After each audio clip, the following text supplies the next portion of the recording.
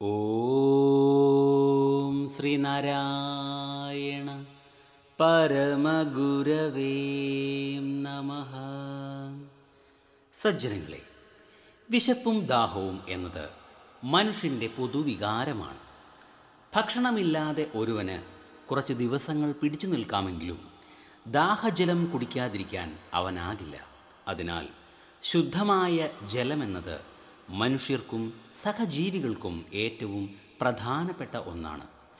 കഴിഞ്ഞ കുറച്ച് ദിവസങ്ങൾക്ക് മുൻപ് സ്നേക്ക് മാസ്റ്റർ പരിപാടിയിലൂടെ പ്രസിദ്ധനായ വാവ സുരേഷിന് തൻ്റെ ജോലിയായ പാമ്പ് പിടുത്തത്തിനിടെ ഒരു വീട്ടിൽ നിന്ന് അല്പം കുടിവെള്ളം ചോദിച്ചപ്പോൾ ടോയ്ലറ്റിൽ ഉപയോഗിക്കുന്ന കപ്പിൽ വൃത്തിഹീനമായ ജലം നൽകി അദ്ദേഹത്തെ ആക്ഷേപിച്ചത് വളരെ സങ്കടത്തോടെ അദ്ദേഹം ലോകത്തോട് വിളിച്ചു പറയുന്ന ഒരു വീഡിയോ കാണുവാൻ ഇടയായി.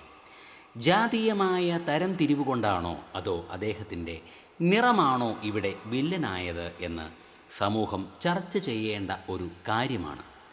എന്തു തന്നെയായാലും അദ്ദേഹത്തിന് ദാഹജലം നിഷേധിച്ചതിന് തുല്യമായ പ്രവൃത്തിയാണ് ഇത്. ഒരിക്കലും ഇത് ഒരു പരിഷ്കൃത സമൂഹത്തിന് ചേർന്ന നടപടിയല്ല. ഇത്തരം പ്രവൃത്തികൾ ചെയ്യുന്ന ആരായാലും അവർ മഹാഗുരുവിൻ്റെ അതൃപ്തിക്ക് പാത്രീഭൂതരാവുന്നതാണ്. എന്തുകൊണ്ടെന്നാൽ മഹാഗുരുവിൻ്റെ കുട്ടിക്കാലത്ത് ജലക്ഷാമം വർദ്ധിച്ചു വന്നിരുന്ന ഒരു വേനൽക്കാലത്ത് ഗുരുവിൻ്റെ ജന്മഗ്രഹമായ ചെമ്പഴന്തി വയൽവാരം വീടിന് 100 വാര അകലെ ഒരു സ്ഥലത്ത് മഹാഗുരുവിൻ്റെ കരങ്ങളാൽ മാന്തിയുണ്ടാക്കിയ ഒരു കിണർ ധാരാളം ശുദ്ധജലം നൽകി തുടങ്ങി. ഇതറിഞ്ഞ നാട്ടുകാർ അതിൽ നിന്നും തങ്ങൾക്കാവശ്യമായ ജലം ശേഖരിക്കുവാൻ തുടങ്ങി. ജലം എത്ര ശേഖരിച്ചാലും വറ്റാത്ത ഉറക്കിണറായി അത് നിലകൊണ്ടു. ആ സ്ഥലത്തിൻ്റെ ഉടമസ്ഥാവകാശം കുളത്തൂരുള്ള ഒരു ജന്മിയുടേതായിരുന്നു. അദ്ദേഹം ആ സ്ഥലം ഒരു മുഹമ്മദീയന് ഒറ്റുകൊടുത്തു. ഒറ്റിക്കാരൻ ആ കിണർ നികത്തി അവിടെ കൃഷി ആരംഭിച്ചു. കുറച്ചു വർഷങ്ങൾക്കു ശേഷം ഉടമസ്ഥൻ ഒറ്റിക്കാരനിൽ നിന്നും ആ സ്ഥലം തിരിച്ചെടുത്തു. ഈ അവസരത്തിലാണ് അദ്ദേഹം സ്വന്തം സ്ഥലമായ കുളത്തൂര് തൻ്റെ വീട്ടിൽ പുതിയതായി ഒരു കിണർ പണി കഴിപ്പിച്ചത്. എന്നാൽ പലവിധ കാരണങ്ങൾ കൊണ്ട് അതിലെ ജലം ഉപയോഗിക്കുവാൻ ഇടയാകാതെയായി. അടിക്കടി കിണറ്റിൽ എന്തെങ്കിലും ചത്തുവീഴുക പതിവായി.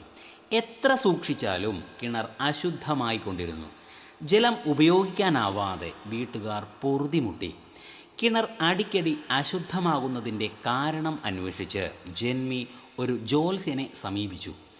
ജ്യോത്സ്യൻ പ്രശ്നം നോക്കിയപ്പോൾ ചെമ്പഴന്തിയിൽ മഹാഗുരുവിൻ്റെ തൃക്കൈയിനാൽ നിർമ്മിതമായ നാട്ടുകാർ ഉപയോഗിച്ചു കൊണ്ടിരുന്ന കിണർ മൂടിയതിനാൽ ഉണ്ടായ അനന്തരഫലമാണ് ഈ അവസ്ഥയ്ക്ക് കാരണമെന്ന് ജ്യോത്സ്യൻ പറഞ്ഞു.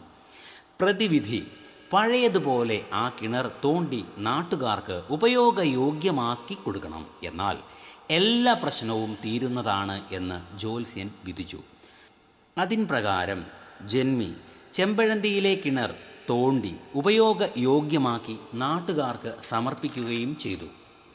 അതോടെ കുളത്തൂര് സ്വന്തം വീട്ടിലെ കിണറിൽ ഒന്നും ചത്തുവീഴാതെ ശുദ്ധമായ ജലം കിട്ടിത്തുടങ്ങുകയും ചെയ്തു. കിണറുമായി ബന്ധപ്പെട്ട എല്ലാ പ്രശ്നങ്ങൾക്കും അറുതി വരികയും ചെയ്തു. ഗുരുദേവൻ എന്തെങ്കിലും ഒന്ന് സങ്കല്പിച്ചാൽ അത് ഈശ്വര കൽപ്പിതം പോലെ അലംഘനീയമാണ്. ചെമ്പഴന്തി ശ്രീനാരായണ കോളേജിനെടുത്ത സ്ഥലത്ത് ആണ് ഇപ്പോൾ ഈ കിണർ സ്ഥിതി ചെയ്യുന്നത്. ഈ സംഭവത്തിൻ്റെ സാരാംശം പച്ചയായി പറഞ്ഞാൽ ആരും ആരുടെയും കഞ്ഞികുടി മുട്ടിക്കരുത്, അതായത് വെള്ളം കുടി മുട്ടിക്കരുത്.